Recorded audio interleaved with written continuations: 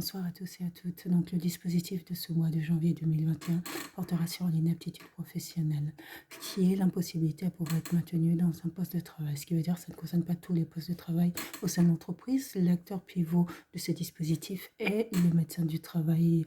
Il peut poser le constat de l'inaptitude professionnelle à l'occasion de 4 types de rendez-vous. Donc, les visites d'information et de prévention qui se fait dans un délai de 3 mois à partir de la date d'embauche et qui permet au médecin du travail de voir si les conditions de travail peut s'allier avec l'état de santé du salarié. Le suivi individuel qui se fait dans un délai maximum ne doit pas excéder 5 ans pour les salariés, sauf pour les employés protégés comme les travailleurs handicapés ou bénéficiaires d'une pension d'invalidité ou encore les travailleurs de nuit qui doivent être suivis, en tout cas le délai ne doit pas excéder 3 ans. Il y a la visite de pré-reprise, donc cette visite de pré-reprise se fait à la demande du salarié et donc cette visite de pré-reprise permet de voir si pour une éventuelle reprise, un arrêt de travail de plus de 3 mois, un salarié peut prétendre à une visite auprès de la médecine du travail pour anticiper, préparer sa visite. Et la visite de reprise qui, notamment pour les maladies professionnelles, doit s'effectuer dans un délai de 8 jours à l'initiative de l'employeur pour vérifier l'adaptation de l'état de santé aux conditions de travail.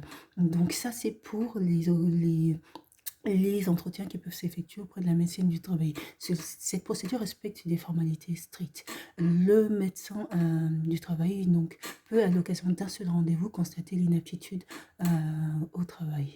Donc, dans ce cas-là, il indique le constat d'inaptitude, mais le médecin doit en amont avoir certaines informations claires sur les conditions de travail, les conditions d'activité également, mettre à jour la fiche d'activité, de la fiche entreprise et pour pouvoir constater donc cette inaptitude.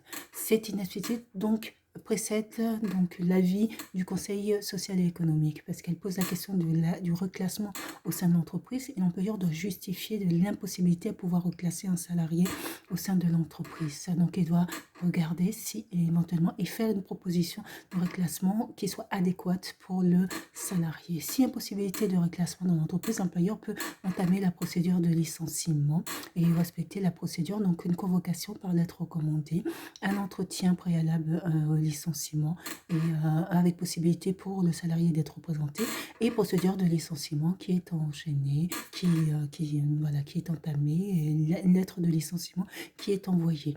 Pour les maladies, lorsque le licenciement est lié à une maladie professionnelle, il faut savoir que les indemnités sont majorées, donc doublées. Pour les maladies non professionnelles, ce sont des indemnités classiques qui sont reversées.